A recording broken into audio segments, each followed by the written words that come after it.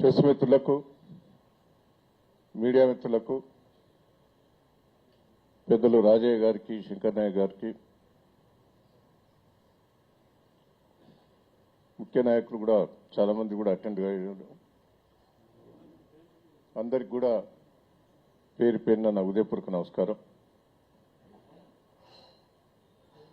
ఎంత మోసం చేశాడో రేవంత్ రెడ్డి గారు అనేది ప్రెస్ మిత్రులు మీడియా మిత్రులు కూడా విశ్లేషణ చేసుకోవాలి. మేము చెప్పడమే కాదు, ఎంత మోసకారి అనేది.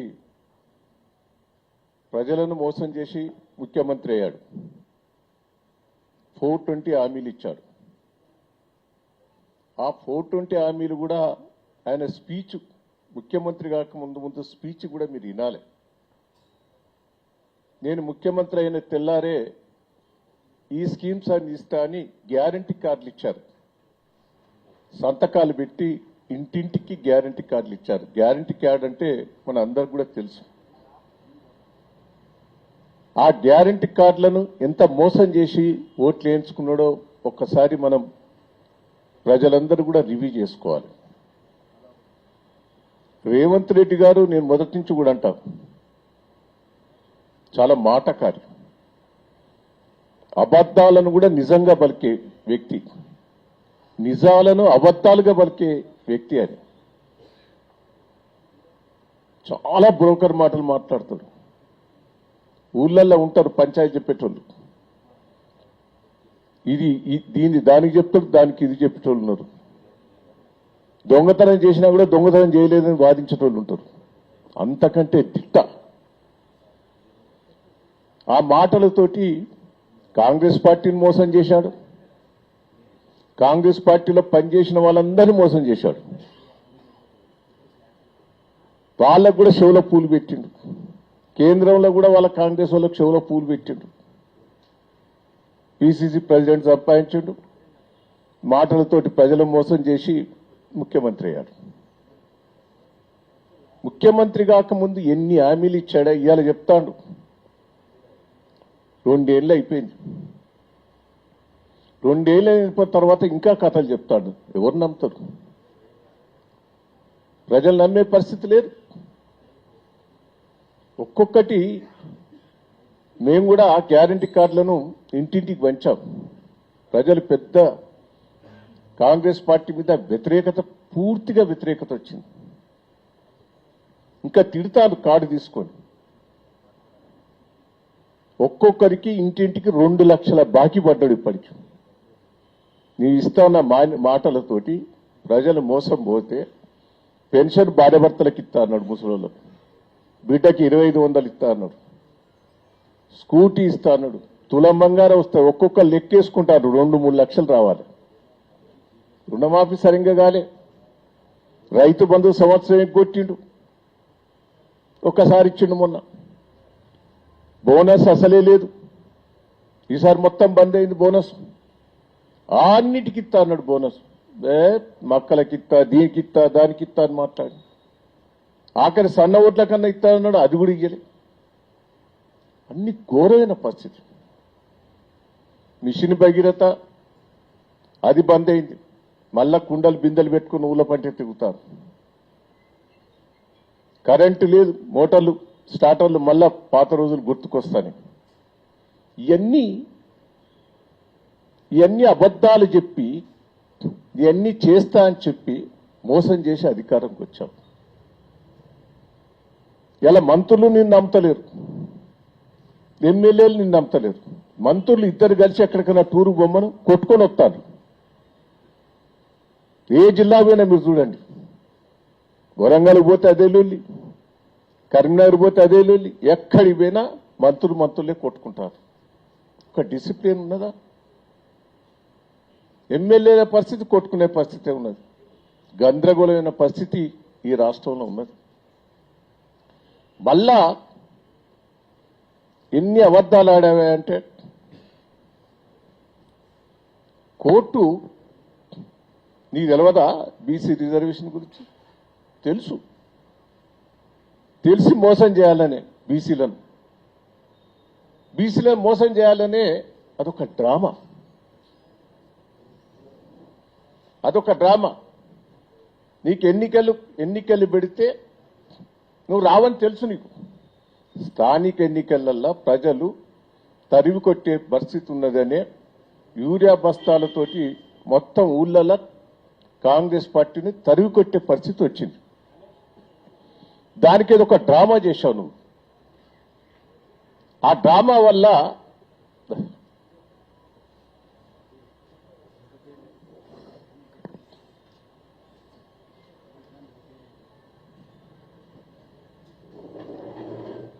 డ్రామా వల్ల ఎంత నష్టపోయాం. నువ్వు స్థానిక ఎన్నికలు పెట్టకపోవడం వల్ల ఎంత నష్టపోయాం. తెలంగాణకు కేంద్రం నుంచి ప్రతి నెల 300 కోట్లు వస్తాయి. మన రాష్ట్ర ప్రభుత్వం నుంచి 300 కోట్లు వస్తాయి. ప్రతి గ్రామం లోపల మెయింటెనెన్స్ అంతా కూడా ఈ 2 డబ్బులతోటి మెయింటెనెన్స్ అవుతాయి. ఇవాళ లోకల్ బాడీలు ఎన్నికలు లేవు కాబట్టి మొత్తం పైసలు బంద్ అయినాయి. గ్రామాలల్లో కుప్పలు కూడా చెత్త చెదారం మిగిలిపోయి తీసే పరిస్థితి లేదు. ఎంప్లాయీస్కి జీతం ఇచ్చే పరిస్థితి లేదు కార్మికులకు. ఇవన్నీ మోసం చేయలేదా? మళ్ళా స్థానిక ఎన్నికలు పెడితే ప్రజలు తరివి కొడతారనే ఉద్దేశంతో ఒక బీసీ రిజర్వేషన్ అని ముందర పెట్టి ప్రజలను మోసం చేసేందుకు ప్రయత్నం చేసినావు. మన ఊళ్ళలో ఆ తుపాకీ రాముని కథలు ఎట్లుంటాయో ఇలా రేవంత్ రెడ్డి గారి కథలు ఎట్లే ఉన్నాయి. నేను ఒక్కటే చెప్తున్నా, మీరందరూ కూడా నేను బీసీ రిజర్వేషన్ చేస్తే 55 ఏళ్ళు మీకు కేంద్రంలో రాష్ట్రంలో అధికారం ఉన్నారు. మీరు చేయంగా కూడా నొద్దనడా? కేంద్రం ఆమోదం తెలపలే. ఇప్పుడు కేంద్రం ఆమోదం తెలపకుండా జీవో ఇచ్చావు. తెలుసు ఆ జీవో నీకు నిలబడదని. ఒక్కసారి ఆయన మాట్లాడిన మాటలు మీకు వినిపిస్తాం.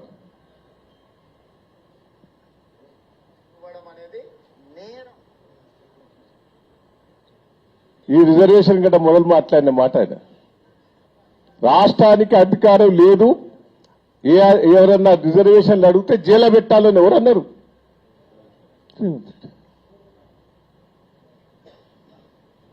అంటే ఎంత ప్రజలను మోసం చేశాడు ఒక్కసారి మీరు ఆలోచించండి.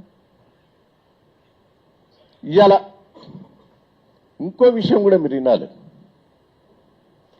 ఎక్కడన్నా మంత్రులు ఎమ్మెల్యేలను రేవంత్ రెడ్డి రివ్యూ చేసి మనకు ఎన్నికలు వస్తానే మీరు తయారుండు అని అన్నాడా? మేమన్నా వస్తేవో అని మేము ఆడాడే తిరిగినాం. ఒక్క కాంగ్రెస్ పార్టీ వాళ్ళు తిరగలే, ఒక్క మీటింగ్ కూడా పెట్టలే. జిల్లా మీటింగ్లు పెట్టే అంటే వాళ్ళకు కూడా ఇంటి ఇచ్చిండు రావని. అంటే ఒక బీసీలను మోసం చేసేందుకే ఈ డ్రామా.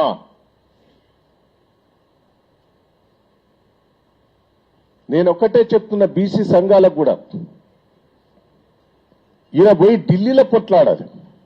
రేవంత్ రెడ్డి గారు పోయి మోడీ గారి దగ్గర నాది ఆమోదం తెలుపుని ఆడగోస కొట్లాడాలి. అసలు రాష్ట్రంలో కొట్లాడికి బీసీలో మోసం చేసినట్టే కదా. బీసీ సంఘాలందరూ కూడా ఇలా రేవంత్ రెడ్డిని ఉరికియాలే.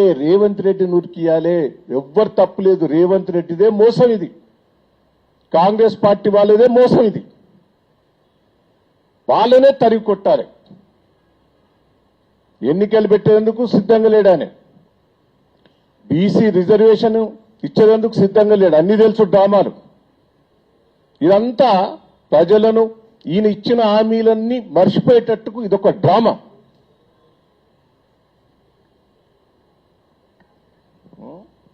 కేటీఆర్ గారు కూడా మొదలే చెప్పాడు ఇది.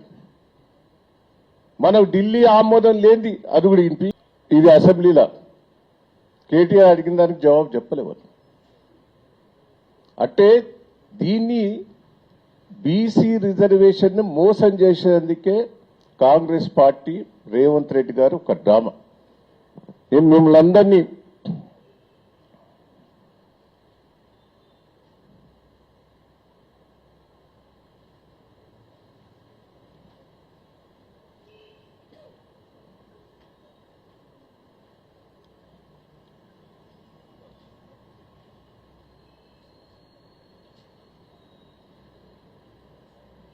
ఆర్టీసీది అదొక డ్రామా అని మీకు అర్థమైందా లేదా?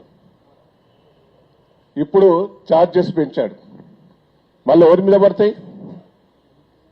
ఇప్పుడు దాన్ని ప్రైవేటీకరణ చేద్దామని కుట్ర చేస్తాడా అర్థమైతలేదు. రెండవది, భార్యల పేరు మీద మాఫీ చేసి లేడీస్ పేరు మీద చేసి మొగోళ్ళ దగ్గర వసూలు చెప్తాడు. ఆ కుటుంబానికి ఇబ్బందేనా? మళ్ళా డబల్ వసూలు చేస్తాడు, ఇచ్చిన దానికంటే డబల్ వసూలు చేస్తాడు. మహిళలకు ఫ్రీ బస్ అని, అది మోసమే మోసం. ఇలా 1300 కోట్లు ఆర్టీసీ కట్టాలి రాష్ట్ర ప్రభుత్వం, ఒక్క రూపాయి కూడా కట్టలే ఇంతవరకు. ఫ్రీ బస్ కింద లో బడ్జెట్ ఉంటే దాన్ని కట్టను కూడా కట్టలేదు. అదొక మోసం. నేను మిమ్మల్ని అందరినీ దయచేసి ఇది అర్థం చేసుకోవాలి. ఇదంతా మోసపూరితమైన రేవంత్ రెడ్డి గారి పరిపాలన. ఇది మోసం చేసి అధికారంకి వచ్చాం, ఇంకా మోసం చేస్తాను. ఇప్పటికైనా బుద్ధి తెచ్చుకొని బీసీల దగ్గర తప్పు అని క్షమాపణ కోరి ఎన్నికలకు రావాలి. 420 హామీలు నిలబెట్టుకోకపోతే కూడా మేము కూడా ఉద్యమిస్తాం, వదిలిపెట్టేది లేదు. ప్రజలు కూడా అర్థం చేసుకోవాలి. ఇప్పటికే ఎన్నోసార్లు మోసం చేశాడు రేవంత్ రెడ్డి గారు, మోసపూరిత హామీలు ఇచ్చాడు, మళ్ళా అబద్దాలతోటి ప్రభుత్వాన్ని నడిపిస్తాడు, కేంద్రంతో అబద్దాలు ఆడతాడు. ఇటు కేంద్రం సహకరిస్తలేదని అదో మాట చెప్తాడు. కేంద్రం దగ్గర ఉండొచ్చు, కానీ నువ్వు ఇచ్చిన హామీలు నువ్వు నిలబెట్టుకున్నందుకు తయారు ఉండాలి. తయారు లేకపోతే వదిలిపెట్టేది లేదని కూడా ఈ సందర్భంగా తెలియజేస్తున్నా. ఇంకేమైనా అడుగుతారా? ఇంకొకటి, మీరు ఒక్కటే బీసీలకి నేను ఇది చేస్తా అది చేస్తా అంటాడు. ఒక్క నిమిషం మీరు వినండి. రిజర్వేషన్ పక్కా పెట్టండి. కేసీఆర్ గారు ఇచ్చిన బీసీలకు, రజకులకు, నాయ బ్రాహ్మణులకు ఉచిత కరెంట్ ఇచ్చి వాళ్ళకు లక్ష రూపాయలు ఇచ్చిండు. వీడు బంద్ చేసిండు కదా. 2, ముదిరాజులకు షాపలు, బెస్తవాళ్ళకు షాపలు ఇప్పటి వరకు కూడా ఇంకా రాలే. యాదవులకు గొర్రెలు అయ్యి బంద్ అయినాయి. అంటే బీసీలకు గతంలో కేసీఆర్ గారు చేసిన స్కీమ్స్ అన్ని బంద్ పెట్టారు. వీడు ఇంకా బీసీలకు చెప్తానని మాట్లాడుతాను. కరెంటు బిల్లులు కూడా కడతలేరు. బీసీలకు ఏదైతే చెప్పినాయో గతంలో కేసీఆర్ గారికి ఇచ్చినవన్నీ కూడా మొత్తం పక్కకు పెట్టావే. ఇంకా బీసీల గురించి మాట్లాడే హక్కు నీకు ఎక్కడిది? దళిత బంధు వాళ్ళ 10 లక్షలు ఇచ్చింది, 12 లక్షలు ఇస్తా అన్నాడు. అది బంద్ పెట్టావు. నువ్వు బీసీలను, ఎస్సీలను మోసం చేశావా లేదా?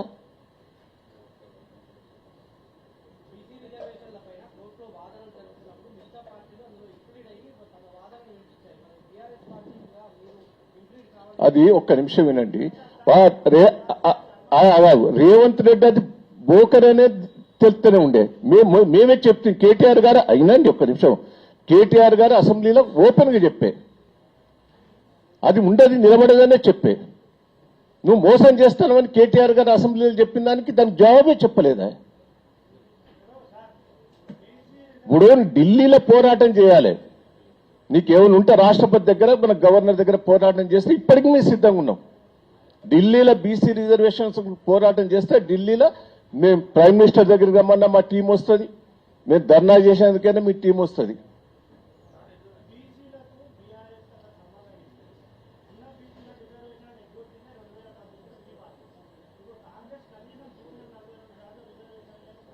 మేం కాదండి, మేము కూడా ఒక్క నిమిషం విని, మేము స్థానిక ఎన్నికల్లో బీసీ రిజర్వేషన్ ఇస్తామని మేము బోలే. మేము స్థానిక బీసీ రిజర్వేషన్ కోసం తీర్మానం చేసి కేంద్రం పంపించినాం. కేంద్రం ఇయ్యలే. మా అసెంబ్లీలో కూడా మేము తీర్మానం చేసినాం. కేంద్రం ఆ రోజు బీజేపీ గవర్నమెంటే ఇయ్యలే. ఇయ్యనప్పుడు సప్లై ఎక్కుకున్నాం. కానీ మేము బీసీల కోసం మాయ మాటలు చెప్పి ఎన్నికల పోలే కదా. బీసీలను ఆర్థికంగా పైకి వచ్చినందుకు చాలా తీర్ల వాడుకున్నాం. వాళ్ళకు సాయం చేశాం.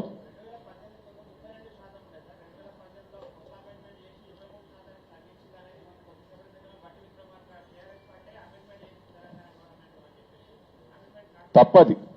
అది ఆయన రాంగ్ స్టేట్మెంట్ అది.